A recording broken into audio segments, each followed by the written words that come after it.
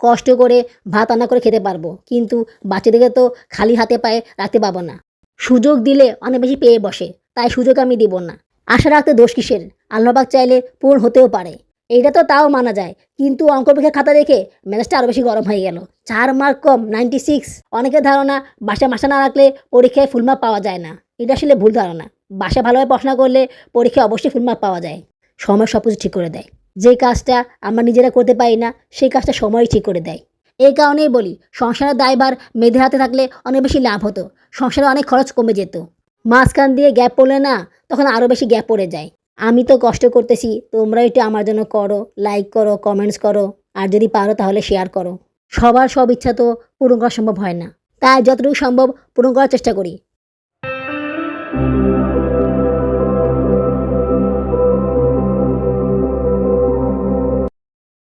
আসসালামু আলাইকুম। আমার চ্যানেল এবং পেজে তোমাদের সবাইকে স্বাগত জানাচ্ছি। তোমরা সবাই কেমন আছো? আশা করি আল্লাহর রহমতে ভালোই আছো। আমিও ভালো আছি আলহামদুলিল্লাহ। দেশে এবং বিদেশ থেকে যারা আমার ভিডিওটি দেখতেছো, তাদের সবাইকে জানাই আমার পক্ষ থেকে আন্তরিক অভিনন্দন ও ভালোবাসা। নতুন আরও একটি ব্লগ নিয়ে আবার তোমাদের সামনে হাজির হলাম। এখন সকাল 11টা বাজে। রুটি বানাচ্ছি। কি ভাবতেছো রুটি আমি কেন বানাচ্ছি? আসলে আজকে যাই না, পরীক্ষা খাতা দিবে। তো পরীক্ষা খাতা দিবে, স্কুলে যাওয়া লাগবে। স্কুলে যেতে তো টাকা লাগবে। বাবুর আব্বু তো টাকা দিচ্ছে না, বলতেছে রুটি বানিয়ে না খাওয়ালে টাকা দিবে না। এই কারণে টাকা পাওয়ার জন্য হলেও রুটি বানাচ্ছি। মনে করো যে ব্ল্যাকমেনি করিয়ে কাজ আদায় করে না, বুঝছো? এখন আমিও নিরুপায় হয়ে গিয়েছি, তাই কষ্ট করে হলেও রুটি বানিয়ে নিচ্ছি। রুটি বানালে এমনিতেই দেরি হয়ে যায়, তার মধ্যে আবার আজকে স্কুলে যাওয়া লাগবে। জানি না ঠিক সময় মতো স্কুলে যেতে পারবো কি না। তাড়াতাড়ি করে রুটিগুলো বানিয়ে নিচ্ছি। যদিও অল্প বানিয়েছি, তারপরও পরোটা ভাজতে গেলে একটু সময়ই লাগে। বাবুরাবুকে সকালবেলায় রুটি বানিয়ে দিয়েছি, উনি খেয়ে অফিস চলে গিয়েছেন। তোমাদেরকে একটা মজার কথা বলি। বাবুরাবু বলতেছে আমাকে প্রতিদিন রুটি বানিয়ে দেবে। আমার অনেক সমস্যা হয় সকালবেলা নাস্তা না খেয়ে গেলে। ওখানে গিয়ে আমি ঠিকভাবে খেতে পারি না। তো আমি বলতেছি তুমি তো ওখানে গিয়ে বাইরে থেকে খাবার কিনে খাও। বলতেছে হ্যাঁ, আমি বাইরে থেকে খাবার কিনে খাই। তখন আমি বললাম ঠিক আছে, আমি তোমাকে প্রতিদিন সকালবেলা রুটি বানিয়ে দিব। তোমাকে প্রতিদিন 4 পিস রুটি বানিয়ে দিব। বিনিময়ে তুমি আমাকে প্রতিদিন 50 টাকা করে দিবা। রাজি আছো?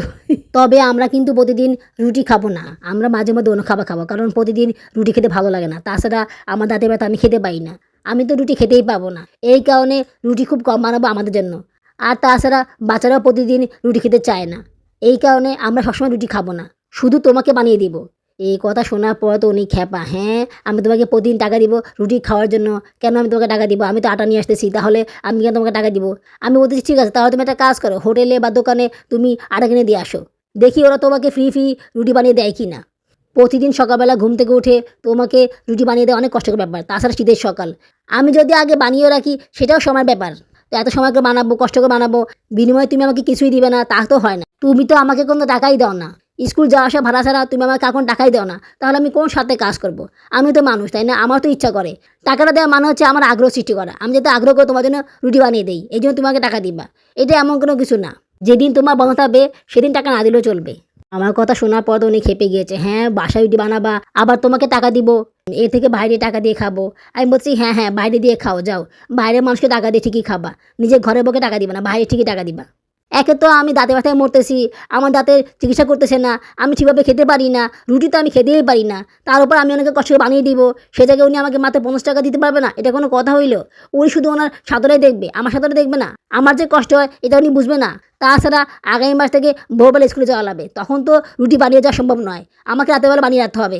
আমি এত কষ্ট কী জন্য করবো, যদি উনি আমার জন্য এতটুকু না করেন? সুযোগ দিলে অনেক বেশি পেয়ে বসে, তাই সুযোগ আমি দিব না। আজকে 6 মাস ধরে আমার দাঁতে ব্যথা, উনি কোনো প্রকার ট্রিটমেন্ট করতেছে না। ওনার যা লাগবে সব উনি পাচ্ছে, উনি খাবার দাবার ঠিকমতো খেতে পারছে, উনি খাওয়া দাওয়া পাচ্ছে। ওনার কী সমস্যা? ওনার তো কোনো সমস্যা না। সমস্যা তো আমার প্রবলেম কি আর উনি বুঝে না। ওনার খাবার পেলে ওনার চলে, আর বাচ্চারা খাবার খেতে পারলে উনি খুশি। আমি খাবার খেলাম কি খেলাম না, আমার কি সমস্যা হলো কি না হলো, এদিকে ওনার কিছু যায় আসে না। আজকেও আমি রুটি বানাতাম না, উনি অনেক বেশি রিকোয়েস্ট করেছেন তাই বানাচ্ছি। তাছাড়া বহুদিন ধরে রুটি খাওয়া হয় না, এই কারণে বানাচ্ছি। রুটি বানাতে বানাতে দেরি হয়ে গেল, 12টা বেজে গিয়েছে, 12টার বেশি বাজে। এদিকে বাবুরাবু ফোন করতে পাগল করে ফেলেছে। আজকে রুটি বানানোই উচিত হয়নি। রুটি বানাতে গেলে দেরি হয়ে যায়। আজকে স্কুলে যাবো কখন বলো তো? বাবুরাব্বু সকালবেলা 3টা রুটি খেয়েছে, একটা রুটি খায়নি। তো ওই রুটিটা জায়ানকে দিয়েছি, জায়ান কোনো রকমে খেয়ে নিয়েছে। আমি এখনও কিছু খাইনি। ভাবতেছি সায়রাকে, সাওদাকে পরোটা বানিয়ে দিয়ে আমি আমার খাবারটা বাসা করে ভোর স্কুলে নিয়ে যাব। কখন খাতা দেখবো না দেখবো, এর মাঝখানে যদি সময় পাই তাহলে খাবারটা খেয়ে নিব, আর নাহলে বাসায় এসে খেয়ে নিব। আসলে দাঁতে ব্যথা তো, খাবার খেতে অনেক সময় লেগে যায়। এই কারণে বাসায় খাবারটা খাচ্ছি না। চাটাও বানিয়ে স্কুলে নিয়ে যাব, ওখানে বসে খেয়ে নিব। বোন রে, সাওদাকে নিয়ে অনেক কষ্টে আছি, আমার আর ভালো লাগে না। সাওদা আমাকে প্রচুর জ্বালাইতেছে। ইদানিং কয়েকদিন ধরে কি হয়েছে ও জানি না, ও বারবার শুধু পটি করে, মানে যাই খাওয়াই সঙ্গে সঙ্গে পটি করে দেয়। মানে খুব ঘন পটি না, পাতা পায়খানা না, বাট পটি করে। তো বারবার শুধু ওর পটি সাফ করা লাগে। এই শীতের দিনে পটি সাফ করা অনেক কষ্টকর ব্যাপার, বারবার শুধু পানি ছাড়া লাগে। অনেক কষ্ট হয় আমার, জানো না আপুরা, খুব কষ্ট হয়, খুব বিরক্ত লাগে। আমি যে কি করব, আমার আর ভালো লাগতেছে না। মেয়েটা চেহারা শুকিয়ে গেছে। বাবুরাবুকে কতবার বলতেছি যে ডাক্তার দেখাও, ডাক্তার দেখাও, উনি এটাকে কোনো দামই দিতেছে না। বলতেছে 4-5 বার পটি করা ভালো, এটা তো খারাপ না, কিন্তু উনি তো একবারও সাফ করে না, সব কিছু আমাকেই করতে হয়। আমি কীভাবে এত কষ্ট করি বলো তো, আমার আর ভালো লাগে না। এদিকে আবার ছোটো বাবুটাও তো আসে নাকি, ওরও তো পটি সাফ করতে হয়। আমিও চালাক আছি, আমিও 2 বাচ্চাকে সবসময় প্যাম্পাস পরিয়ে রাখি। পটি করলে প্যাম্পাসটা খুলে সাফ করে দেই। টাকা গেলে ওনার যাবে, আমার কি? প্যাম্পাস উনি কিনে নিয়ে আসে, উনি বুঝবে। আমি এত ঝামেলা নিতে পারবো না। শুধু কি প্যাম্পাস চেঞ্জ করানো, প্যাম্পাস চেঞ্জ করার পরও শরীরটা মুছতে হয়, তারপর আবার প্যাম্প পরাতে হয়, মোজা পরাতে হয়, আরও কত ঝামেলা। সাধারণত পটি করার পরেই ক্ষুধা লেগে যায়, কিছুক্ষণ পরে এসে জোরে জোরে কান্নাকাটি শুরু করে দেয়, তখন ওকে আবার খাবার দিতে হয়। অভাবের সংসার, এত খাবার ওকে কীভাবে দিব? আমাদের বাসায় বাড়তি কোনো খাবারও থাকে না, এই যেমন ধরো বিস্কুট, ফল ফুড বা অন্যান্য খাবার, এগুলো কিছুই থাকে না। বাচ্চারা তো কত কিছু খায়, এসব কোনো খাবারই থাকে না। ওকে আমি কি খাবার দিব? আর তাছাড়া খাবার দিয়েও লাভ কি? খাবারটা খাওয়া কিছুক্ষণ পরেই তো পটি করে দেয়, তখন আবার সে পটি সাফ করতে হয়। মানে আমার যে কি অবস্থা হয়েছে জানো না আপুরা। এই পটি করার পরে ঠান্ডা পানি দিয়ে ওকে পশু করানো, তারপরে আবার প্যাম্পাস পরানো, মনে কর যে মাথা পুরো নষ্ট হয়ে গেছে। মানে আমি যদি স্বাধীনতা বসবো বা অন্য কাজ করবো সেটাও পারি না। এই খাবার খেয়ে উঠলাম, আবার শুনি পটি করে দিছে, আবার গেলাম, আবার খাওয়ালাম। মানে অবস্থা খারাপ হয়ে গিয়েছে আমার। আমি কি বলবো, আমার আসলে আমি খুব খারাপ অবস্থার মধ্যে আছি। তাছাড়া ওরও তো কষ্ট হয়, বেচারা অনেক কষ্ট পাইতেছে। বারবার পটি করলে তো খারাপ লাগবেই, তাই না? চোখের নিচে কালি পড়ে গিয়েছে, পটি করার পরে তার অবস্থা খারাপ হয়ে যায়, সে খাওয়ার জন্য অস্থির হয়ে যায়। ও আগেই ভালো ছিল, আগে সে প্রতিদিন পটি করতো না, 2-1 দিন পর পর পটি করতো, কম খেত, তাও ভালো ছিল, এত কষ্ট হতো না। কিন্তু এখন অবস্থা অনেক খারাপ হয়ে গিয়েছে। আল্লাহ, তুমি আমার এই ঝামেলা থেকে মুক্তি দাও, আমি আর পারতেছি না। আল্লাহ, আমার মেয়েটাকে সুস্থ করে দাও। আল্লাহ পাক ছাড়া আমার পাশে আর কেউ নেই। উনি আমার প্রতি রহমত করে বলেই আমি ভালো আছি। একটু ভালোভাবে বেঁচে থাকার জন্য চেষ্টা করে যাই, না হলে যে আমার অবস্থা কী হতো আল্লাহই জানে। কথা বলতে বলতে স্কুল চলে আসলাম। বাবুরাবু আজকে আমাকে 200 টাকা দিয়েছিল। খিচুড়ি আনতে গিয়েছিলাম, তখন 100 টাকা বাকি ছিল, সে 100 টাকা আজকে দিল। তোমরা তো জানোই যে প্রতি সোমবারে আমরা খিচুড়ি পাই, তো সেই খিচুড়ি নিয়ে আসতে হয়। তো সেদিন বাবুরাবু আনতে পারেনি, তো বলতেছে তুমি যাও। আমি বলছি আমার কাছে টাকা নেই। তো বলতেছে তুমি কষ্ট করে টাকা ধার করে যাও, আমি তোমাকে টাকা দিয়ে দিব। তাই তখন আমি গিয়েছিলাম। আমি তো বাসে গিয়েছিলাম, আসার সময় রিক্সা করে এসেছিলাম। তখন কিছু মার্কেটিং করেছিলাম, সেই সম্পর্কে তোমাদেরকে পরে বলতেছি। তো আমরা স্কুলে চলে আসলাম, খাতা দেখব, এদিকে অফিসে কেউ নাই, বলতেছে খাতা নাকি উপরে দেখাবে। দোতলায় গেলাম, দোতলায় নেই কেউ। 3 তলায় গেলাম, 3 তলায় কেউ নেই। আশ্চর্য, কেউ তো নেই, তাহলে আমাকে কেন বললো উপরে যেতে? আসলে খাতা আগেই দেখানো হয়ে গিয়েছে, দুপুর 12টা বাজে খাতা দেখানো হয়ে গেছে, সবাই চলে গিয়েছে। আর আমি এখন আসলাম, আমি তো ভয় পেয়ে গেলাম। আশা খাতা দেখানো হবে কি না আল্লাহ জানে। বাবুর আব্বু তো চেঁচাচেঁচি করতে করতে শেষ। এখন যদি খাতা না দেখতে পারি তাহলে বাসায় তুরকালাম কাণ্ড বাঁধিয়ে বসবে। অনেক অপেক্ষার পরে শেষ পর্যন্ত খাতা দেখতে পারলাম। এই দেখো, ইংরেজিতে পেয়েছে 98। দেখেছো কি ভুল করছে সে? ছড়ার নাম লেখেন নাই, তারপরে আবার মাঝখান দিয়ে ইন লেখেনি। আমি ওকে বারবার বলেছি যদি ভাওয়েল থাকে তাহলে অ্যান হবে। ও জানেও এই ভুলটাও কখনোই করেনি, কিন্তু সে পরীক্ষা হলে করে বসলো। বাসা যখন পরীক্ষা নিয়েছিলাম তখন অবশ্য এই ভুলটা করেছিল, আমি ঠিক করে দিয়েছিলাম, ও ঠিকও করে নিয়েছিল। তারপর পরীক্ষা হলে সেই ভুলটাই আবার করলো। বলো তো কেমন লাগে? এইটা তো তাও মানা যায়, কিন্তু অঙ্ক পরীক্ষার খাতা দেখে মেজাজটা আরও বেশি গরম হয়ে গেল। 4 মার্ক কম, 96। এই দেখো 82টা অঙ্কে লেখা ভুল করেছে। এইটা কে ভুল করে? এগুলো সে পারে, এগুলো সে তার মুখস্থ, সে সম্পূর্ণ ভালোভাবে লিখতে পারে, পড়তে পারে, তারপর সে ভুলটা করে বসলো। মানে কি যে বলবো আমি, আমার আসলে বলার ভাষা নেই। এই দেখো 18 বানান ভুল করেছি। এইগুলো কি ভুল করে? এগুলো তো তার মুখস্থ, এগুলো তো সে সব শিখে এসেছে, তারপরে এগুলো ভুল করলো। মানে এইটা কি ভুল করার বিষয় হলো বলো তো আপুরা? মেজাজটাই গরম হয়ে যাচ্ছে আমার। তারপর টুকটাক কিছু ভুল করলো, এসব ভুলের কারণে 4 মার্ক কেটে গেল। তারপরও গতবারে পাবলিক পরীক্ষা থেকে এবারে অনেক ভালো করেছে। গতবারে তো অঙ্কে পেয়েছিল 87, মানে প্রায় 13 মার্ক কেটে গিয়েছিল। আর ইংরেজিতে পেয়েছিল 89-এর মতন। তো ওই তুলনায় ইংরেজি এবং অঙ্কে ভালোই করেছে। ও বুঝতেছে যে মার্ক কমে গিয়েছে, ওর মনটা খারাপ হয়ে গিয়েছে। এরপরে আর কোনো সাবজেক্টে খারাপ করেনি, সবগুলোতে ফুল মার্ক পেয়েছে আলহামদুলিল্লাহ। গতবারে তো বাংলায় 2 মার্ক কম পেয়েছিল, সমাজে 1 মার্ক কম পেয়েছিল, ধর্মেও 1 মার্ক কম পেয়েছিল। সেই তুলনায় এবার অনেক ভালোই করেছে। কষ্ট করে পড়াশোনা করে পরীক্ষা নিয়েছি, ভালো করবে না? ভালো না করে উপায় কী বলো? সবাই শুধু আমাকে জিজ্ঞেস করে, বাসায় কি মাস্টার আছে? ছেলে এত ভালো করলো কীভাবে? আমি বলছি, না আমি পড়াই। তখন অনেকে অবাক হয়ে যায়। অনেকের ধারণা বাসায় মাস্টার না রাখলে পরীক্ষায় ফুল মার্ক পাওয়া যায় না। এটা আসলে ভুল ধারণা। বাসায় ভালোভাবে পড়াশোনা করলে পরীক্ষায় অবশ্যই ফুল মার্ক পাওয়া যায়। মাশাআল্লাহ! আমার ছেলের হাতের লেখাগুলো অনেক সুন্দর। অনেক কষ্ট করে ওকে হাতের লেখা শিখিয়েছি। এখন লাস্ট পর্যন্ত হাতের লেখাগুলো ঠিক থাকলেই হয়। বড় ক্লাসে উঠলে তো হাতের লেখা আরও বেশি বিশ্রী হয়ে যায়। স্পিডলি লিখতে হয়। এই কারণে হাতের লেখাও ঠিক থাকে না। আমি তো সায়রাকে নিয়ে টেনশনে আছি। সায়রা কি এত সুন্দর করে লিখতে পারবে? ও কি পরীক্ষা হলে সব প্রস্তুতি নিতে পারবে? ও কি বুঝতে পারবে? মানে আমার মাথা কাজ করতেছে না। কি করব ওকে নিয়ে আল্লাহই জানে। আল্লাহ ভরসা। আল্লাহ পাক সবকিছু ঠিক করে দিবেন ইনশাআল্লাহ। সময় সবকিছু ঠিক করে দেয়। যে কাজটা আমরা নিজেরা করতে পারি না, সেই কাজটা সময়ই ঠিক করে দেয়। আপুরা তোমরা কি লাইক করেছো? যারা এতক্ষণ ধরে আমার ভিডিও দেখতেছো কিন্তু একটা লাইক করোনি, তারা প্লিজ একটা লাইক করে দিও। লাইক করে দিলে কাজ করার সময় অনেক গুণ বেড়ে যায়। আর যদি খুব বেশি ভালো লেগে থাকে তাহলে আমার এই ছোট চ্যানেলকে সাবস্ক্রাইব করে আমাকে আপন করে নিও। তোমরা জানো আমার সাবস্ক্রাইবার কত? 2905। গত ১.৫ বছরে মনে হয় ২০০টা না ২০০টারও কম সাবস্ক্রাইবার বেড়েছে। ৩,০০০ যে কবে হবে আল্লাহই জানে। মানুষে দেখি কত সাবস্ক্রাইবার, কত বেশি, আর আমার কিছুই না, ফাক্কা। ভিউজ না হলে সাবস্ক্রাইবার দিয়ে কী করব? ভিউজ হলে না সাবস্ক্রাইবারের লাভ আছে। ভিউজ না হলে সাবস্ক্রাইবারগুলো কোনো লাভ আছে বলো? এই দেখো টুপিটা এত সুন্দর করে এঁকেছে, তারপরে ১ মার্ক কম দিয়েছে। ওই যে ওপরে একটু মনে করো যে কালো দাগটা একটু উঠে গেছে, এই কারণে ১ মার্ক কেটে দিয়েছে। যাই হোক, খুব বেশি খারাপ করেনি, মোটামুটি ভালোই করেছে। আমি অনেক খুশি যে অ্যাটলিস্ট আমার ছেলে ৩টে বিষয়ে ফুল মার্ক পেয়েছে। আগে তো সেটাও পাইনি। তুমি অনেক ভালো করছো, বা তোমার অঙ্কে মার্ক কম, ইংলিশে মার্ক কম, অঙ্কে অনেক কম পাইছো। হাসি দাও। তুমি খুশি? আমুদি তাকাও, আমুদি তাকাও। খুশি? আমুদি তাকাও। খুশি? হ্যাঁ খুশি খুশি। বের হয়ে আসলাম। ওর জন্য সিঙ্গারা নিতে চেয়েছিলাম, কিন্তু সিঙ্গারা নেই, সব সিঙ্গারা শেষ হয়ে গিয়েছে। ওকে বলেছিলাম খাতা দেখলে ভালো করলে তোমাকে সিঙ্গারা খাওয়াবো। সেটা আর আজকে খাওয়ানো হলো না, পরে খাইয়ে দিব। ভিডিও করার সময় দেখলাম ছেলে চেহারা অনেক শুকিয়ে গিয়েছে। শুকাবে না? সারাদিন শুধু টিভি দেখে, একটু হাঁটাচলা নেই, ঘোরাফেরা নাই, সারাদিন শুধু টিভি দেখে। এই কারণে চেহারা আরও বেশি খারাপ হয়ে গিয়েছে। খাবারও খেতে চায় না, কোনো রকমে জোর করে খাবার খায়। আমি যে ওদিকে একটু খেয়াল রাখবো সেটাও পারি না। এখন তো সারাদিকে বেশি খেয়াল রাখা লাগতেছে, তার মধ্যে আবার সাউদার এই অবস্থা, তো সব কিছু মিলিয়ে সামাল দেওয়া অনেক কষ্টকর হয়ে যায়। এইদিকে বাবুরাবু বাসায় আসলে আগা পিরিত দেখায়, নিজে তো একবেলাও খাওয়ায় না, নিজে তো কোথাও নিয়ে যায় না, আর এই বাসায় এসে আগা পিরিত দেখায়। মেজাজটা গরম হয়ে যায় ওনার কথাবার্তা শুনলে। ২ দিন পর ২ প্যাকেট প্যাম্পাস নিয়ে আসে, প্রতি সপ্তাহে ৪০০ টাকা খরচ করে, আর একটু মাছ কিনে আনতে পারে না। এই প্যাম্পার্সের পিছনে প্রতি মাসে ২,০০০ টাকা খরচ যায়। যদি এই ২,০০০ টাকা আমাকে দিত তাহলে আমি মাছ কিনে আনতাম। প্যাম্পাসটা না হয় আনতাম না, আমিই কষ্ট করতাম, তারপরও তো মাছটা তো খাওয়া হতো। এখন যদি আমি ওনাকে এটা বলি না, তাহলে তো উনি প্যাম্পাস আনা বন্ধই করে দিবে, মাছও কিনে আনবে না। তখন আমার কষ্ট আরও দ্বিগুণ হয়ে যাবে। এই কারণে ওনাকে এই কথা বলি না। এই কারণেই বলি সংসারের দায়ভার মেয়েদের হাতে থাকলে অনেক বেশি লাভ হতো, সংসারে অনেক খরচ কমে যেত। উনি যে খুব বেশি হিসাবী তা কিন্তু নয়। ওনার বেলা উনি সব কিছুই করেন।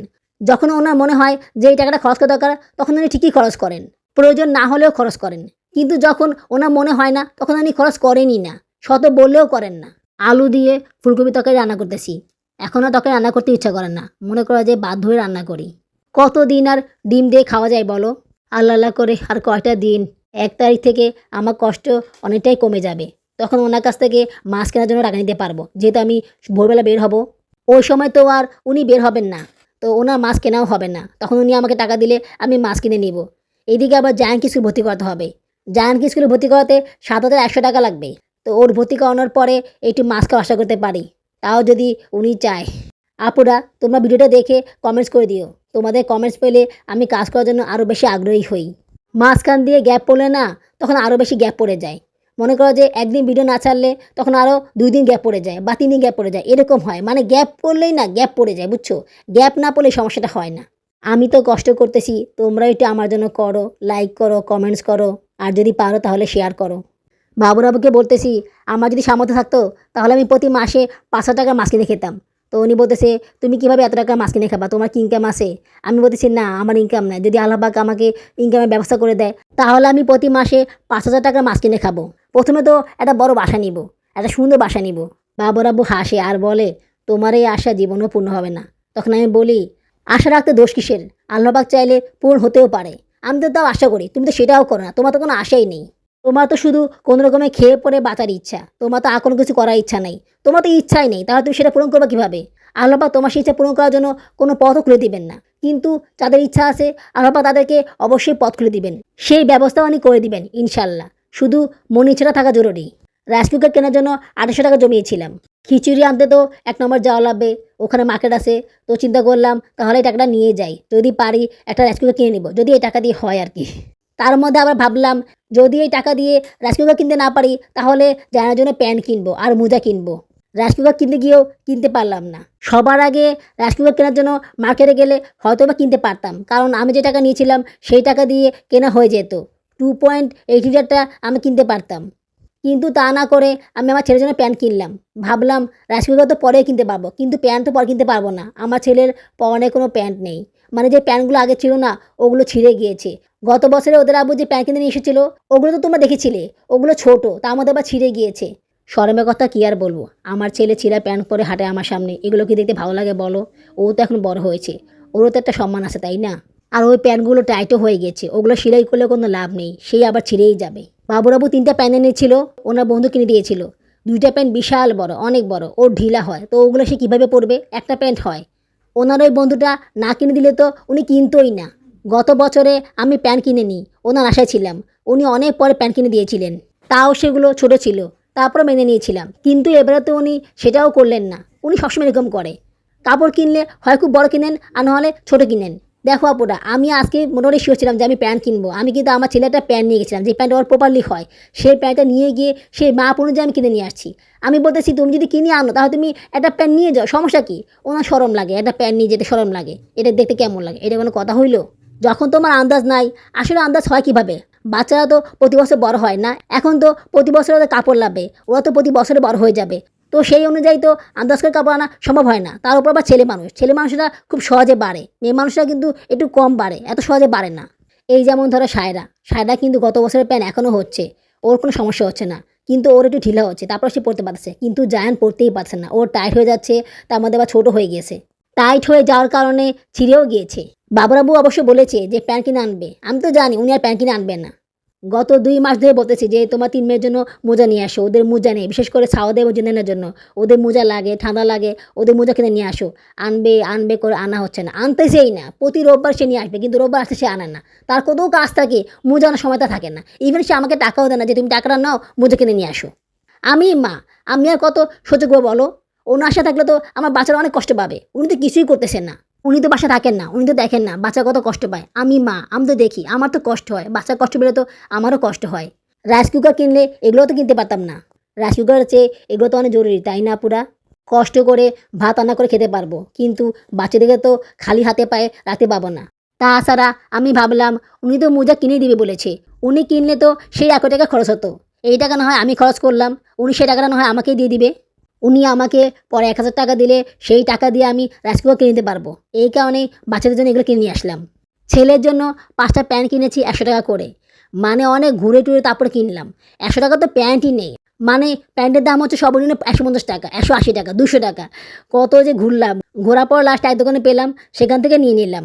আর মোজা কিনলাম, সাদার জন্য 8টা মোজা কিনলাম, জুনিয়নের জন্য 8টা মোজা কিনলাম, আর সারার জন্য 6টা মোজা কিনলাম। 4টা মোজা 100 টাকা করে পড়েছে, আর 8টা মোজা পড়েছে 200 টাকা। সাদা মোজাগুলোর দাম একটু বেশি নিয়েছে, ওগুলো 130 টাকা পড়েছে। সব মিলিয়ে 530 টাকা খরচ হয়েছে। আর জায়নের প্যান্ট কিনতে খরচ হয়েছে 500 টাকা। আমি না এগুলো কেনার পরে তারপরে গিয়েছিলাম রাইস কুকার দেখতে, ভাবলাম কিনতে পারবো না, একটু দেখে আসি। তো দেখে আসার পরে না মনটা খারাপ হয়ে গেল, ইস টাকা ছিল আমি কিনলাম না, কিনতে পারলাম না। বেটারা তো মনে করো আমাকে ছাড়বেই না, বলতেছে আপা আপনি কিছু টাকা অগ্রিম দিয়ে যান, পরে নিয়েন, সমস্যা নাই। মানে তারা আমার কাছ থেকে টাকা নিবেই। এখন যদি আমি পণ্যটা না পাই তাহলে শুধু অ্যাডভান্স টাকা দিয়ে লাভ কী বলো তো তোমরা? আমি এগুলো অনেক আগেই কিনতাম, বাবরা বোঝেন অপেক্ষা করেছিলাম, ভেবেছিলাম উনি কিনে দেবেন, আমি এই টাকা দিয়ে রাইস কুকার কিনে নিব, কিন্তু উনি তো টাকা দিচ্ছেন না, আর কত অপেক্ষা করব? আবার আমি রাইস কুকার কিনলে তারপর আবার টাকা জমাতে অনেক সময় লেগে যাবে। এই কারণেই আগে বাচ্চাদের জন্য এগুলো কিনে নিয়েছি। তাছাড়া জানুয়ারি মাস চলে আসতেছে, অনেক শীত আসবে, শীতে বাচ্চাদের অনেক কষ্ট হবে।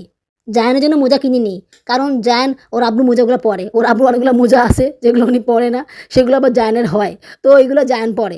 তো আমি বলতেছি তোমার তো মোজা লাগবে না, তুমি তো তোমার আব্বু মোজা পরতেছো, এগুলো আপাতত পরো, পরে আমি সুযোগ পেলে তোমাকে কিনে দিব। সায়রা তো কান্নাকাটি করা শুরু করে দিয়েছে, বলতেছে আমার জন্য প্যান্ট কিনে নিয়ে আসো, আমারও প্যান্ট লাগবে। আমি বলছি না না তোমার প্যান্ট আছে, বলতেছে না না আম্মু আমার প্যান্ট ঢিলা হয়ে গেছে, দেখো আমার প্যান্ট ছোট ছোট। দেখি টাকা হলে ওর জন্য কয়টা প্যান্ট কিনে নিয়ে আসবো। বেচারা কেন বারবার ভাইয়ের প্যান্ট পরবে? ওর কি নিজের জন্য প্যান্ট কিনতে ইচ্ছা করে না? নিজের জন্য আলাদা করে প্যান্ট পরতে ইচ্ছা করে না? আসলে যায় না সব কাপড় সায়রা পরে, সারার জন্য আলাদা করে খুব কমই কেনা হয়। কী করব, সব দিক দিয়ে সামাল দিতে পারি না। সংসারে টুকটাক খরচ কমও তো না, অনেক খরচ। আমি একা দিতে সামলাবো বলো আপুরা?